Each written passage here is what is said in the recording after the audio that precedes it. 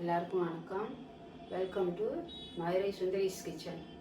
வாங்க, இன்றைக்கி நீர் கொழுக்கட்டை எப்படி செய்கிறதுன்னு நான் செஞ்சு காமிக்கிறேன். நான் செய்கிற மெத்தேடு இந்த மாதிரி தான் செய்வேன்.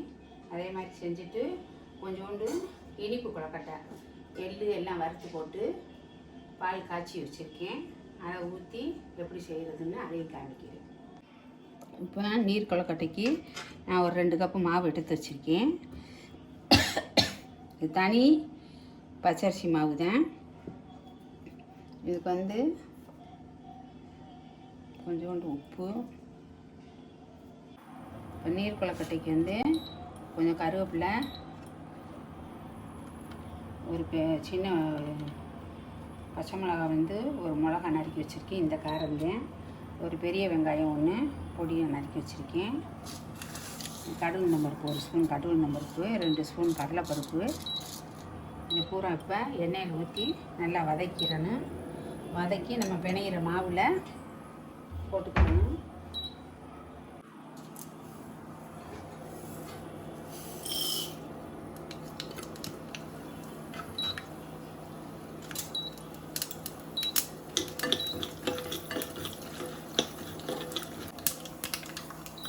கடுகு நம்பருப்பு போட்டு கடலைப்பருப்பு போட்டு தாளிச்சிருக்கேன். அதில் ஒரு அரை ஸ்பூனு, நீங்கள் எவ்வளோ செய்கிறீங்களோ அதுக்கு தகுந்தாப்பில் பெருங்காய பொடி போட்டுக்கோங்க. இந்த வெங்காயம், பச்சை மிளகா, கருவேப்பிலை எல்லாத்தையும் போட்டு அரை வதக்கு. இப்போ இதில் கொஞ்சம் உப்பு போட்டு வச்சுருக்கிறேன். 2 கப்பு மாவு எடுத்திருக்கேன். இதில் திருகின தேங்காய் கொஞ்சோண்டு போட்டுக்கோங்க. லேசாக வதங்கினா போதும். இப்போ வதக்குனதை அந்த மாவில் அப்படியே கொட்டி வச்சுக்கலாம்.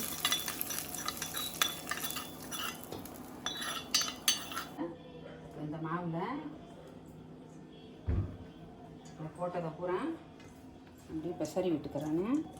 நல்லா பெசரி விட்டுக்கிட்டு இதில் சில பேர் காரப்பொடி போடுவாங்க, மிளகாப்பொடி, தனி மிளகாப்பொடி போடுவாங்க. நான் போடலை. பச்சை மிளகா காரம் மட்டும்தான் போட்டிருக்கேன் கம்மியாக.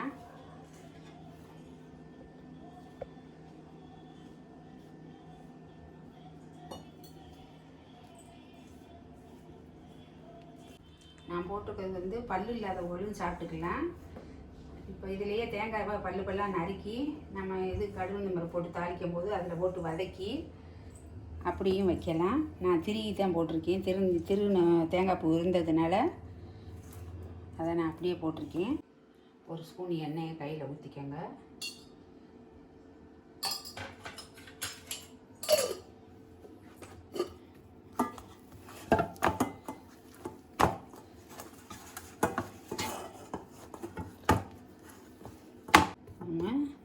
இப்போ நமக்கு இந்த பதம் கரெக்டான பதம் இருக்குன்னு சொன்னால் இதுதான் அளவு.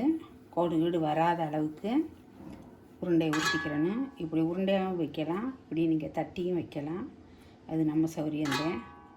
இந்த மாதிரி வச்சு இட்லி குக்கரில் வேக வச்சு எடுக்கணும்.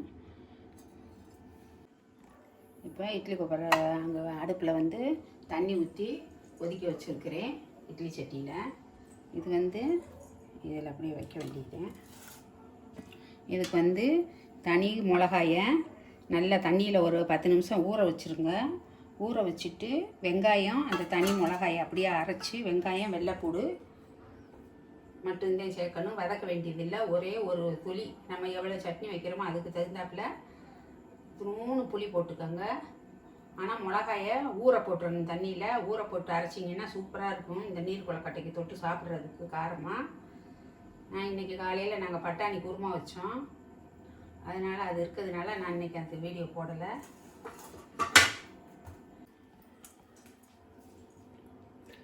பாருங்கள், நீர் கொழுக்கட்டை உருட்டி வைக்கலாம். இப்படி தட்டையாக உருட்டி அப்படியே தட்டையாகவும் வைக்கலாம். அது நம்ம சௌரியம்தான். நான் கொஞ்சம் உருட்டியும் வச்சுருக்கேன், கொஞ்சம் தட்டையாகவும் வச்சுருக்கேன். இப்போ பாருங்கள், இனிப்பு கொழுக்கட்டைக்கு 1 கப்பு மாவு எடுத்துருக்கிறேன். அதில் திருகின தேங்காய்,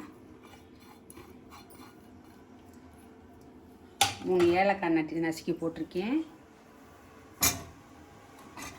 பாகு கம்பி பதம் அதெல்லாம் தேவையில்லை. வெல்லம். ஆனால் மண் இன்னும் எதுவுமே இல்லை, இருந்தாலும் சந்தேகத்துக்காண்டி பாருங்கள், எதுவுமே இல்லை.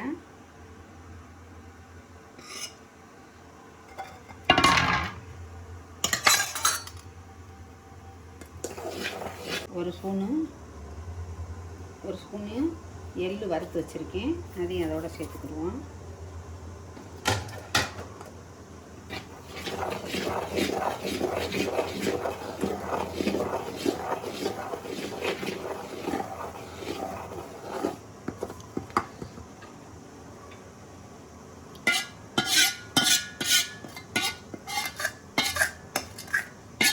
வைக்கணும் கொழுக்கட்டையை.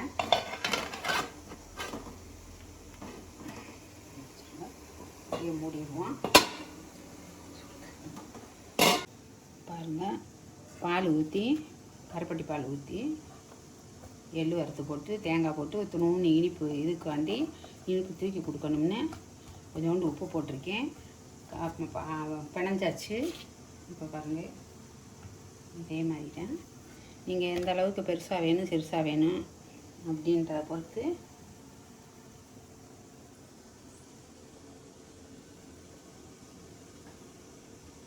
அந்தளவு வச்சுக்கலாம்.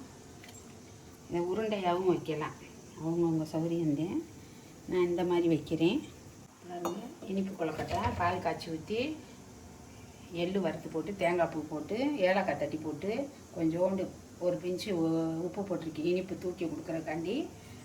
இந்த கொழுக்கட்டையும் ரெடி பண்ணி பிடிச்சி வச்சுருக்கேன். அந்த கொழுக்கட்டை நீர் கொழுக்கட்டை வேகுது, அதை எடுத்துக்கிட்டு இந்த கொழுக்கட்டை எப்படி வச்சு காமிக்கிறேன்னு பாருங்கள். இப்போ லீவு நேரம், பசங்கள்லாம் வீட்டில் இருப்பாங்க. இப்போ லீவில் விட்டாச்சு குழந்தைகளுக்கெல்லாம். சாயந்தர நேரத்தில் எதனாலும் பலாரம் பண்ண தோணுச்சுன்னா இந்த மாதிரி செஞ்சு நீங்கள் தேங்காய் சட்னி, பிள்ளைங்க சின்ன பிள்ளைங்கன்னா தேங்காய் சட்னி சாப்பிடாதுங்க, கார சட்னி சாப்பிடாதுங்க, அதுகளுக்கெல்லாம் இந்த மாதிரி இனிப்பு கொழுக்கட்டை செஞ்சு கொடுங்க. சாப்பிட்ற பிள்ளைகளுக்கு தேங்காய் சட்னி வச்சு கொடுக்கலாம். பெரியவங்க இருந்தால் நான் சொன்ன மாதிரி ஒரு பட்டவத்தை நம்ம எவ்வளோ குடும்பம், எவ்வளோ ஃபேமிலி எவ்வளோ பெருசாக இருக்குது, அதுக்கு தகுந்தாப்புல ஆளுகள் கூட குறையா இருப்பீங்க. அதுக்கு தகுந்தாப்புல நல்லா ஒரு மிளகாயை எடுத்து பச்சை தண்ணியில் நல்லா ஊற போட்டுருங்க. ஊற போட்டுட்டு நல்லா ஒரு 50 வெங்காயத்தை நறுக்கி முழுசாகவே போட்டு, அப்படியே அதில் பச்சையாத்தையும் அரைக்கணும், வதக்கக்கூடாது.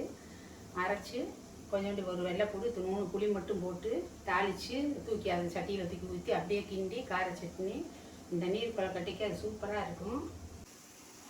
இப்போ பாருங்கள், இந்த மாதிரி கண்ணாடி பதமாக வந்தாத்தேன் வெந்துருச்சுன்னு அர்த்தம். இப்போ வெந்துருச்சு, நான் அப்படியே எடுத்துடுறேன்.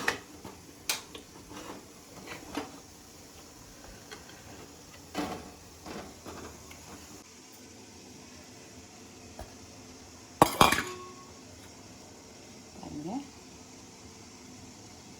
இல்லை நல்லா வெந்துருச்சு.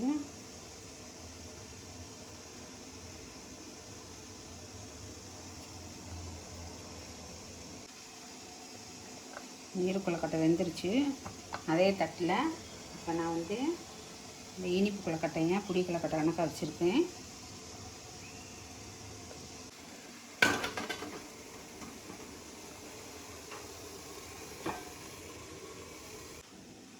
பாருங்கள், இப்போ நானே சாப்பிட்டு காமிக்கிறேன். சூப்பராக இருக்குது.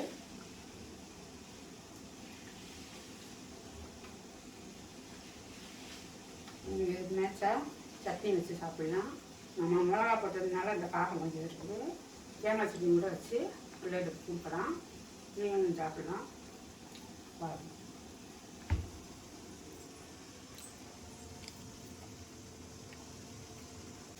பாருங்கள், இனிப்பு கொழுக்கட்டையும் நல்லா வெந்துருச்சு. நான் எடுத்து காமிக்கிறேன்.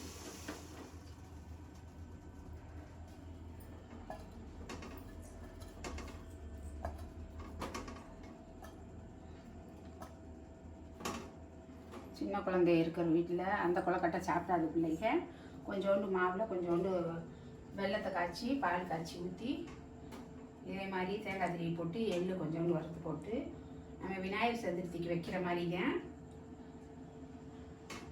அதே மாதிரி செஞ்சு குழந்தைகளுக்கு கொடுங்க. அந்த கொழுக்கட்டை பெரியவங்க சாப்பிடலாம். அது சாப்பிடாத பிள்ளைங்க இந்த கொழுக்கட்டையை சாப்பிட்டுக்கிறோங்க. உங்களுக்கு. இப்போ கொலக்கட்டை எடுத்த பிறகு இது வந்து காஞ்ச மாதிரி ஆயிரும். அதுக்கு நான் என்ன பண்ணுவேன்னு தெரியுமா, ஒரு ஸ்பூனு தேங்காய் எண்ணெய் லேசாக அப்படி விட்டுட்டு ஒரு குலுக்கி விட்டுட்டு என்ன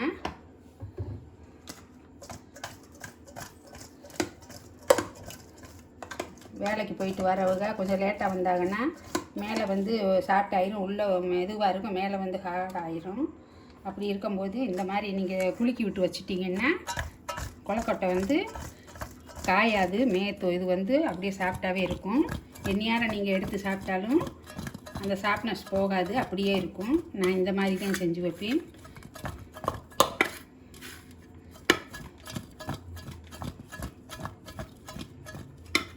பாருங்கள் எப்படி இருக்கும்.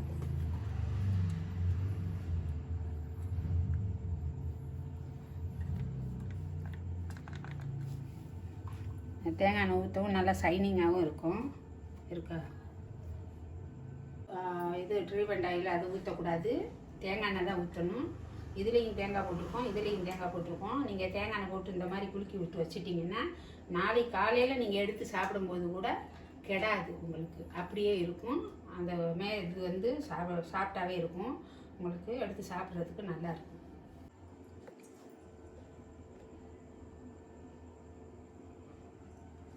பாருங்க, நான் இப்போ வந்து மத்தியானம் வந்து பட்டாணி குருமா வச்சோம். அந்த குருமா இருக்கிறதுனால பசங்கள்லாம் கார சட்னி வேண்டாமா அப்படின்ட்டாங்க. அதனால் அந்த குருமாவை வச்சு சாப்பிட்டுக்கலாம் அப்படின்னு விட்டுட்டேன். இன்னொரு நாளைக்கு நான் சொன்ன மாதிரி உங்களுக்கு அந்த சட்னி ரெடிமேடாக செஞ்சு உங்களுக்கு காமிக்கிற வீடியோ போடுறேன். இந்த வீடியோ பிடிச்சிருந்துச்சுன்னா லைக் பண்ணுங்கள், ஷேர் பண்ணுங்கள், கமெண்ட் பண்ணுங்கள். உங்களோட இதை வந்து ஆதரவை எங்களுக்கு கொடுங்க. கமெண்டில் எந்த தப்பு இருந்தாலும் சொல்லுங்கள், நான் திருத்திக்கிறேன். நன்றி, வணக்கம்.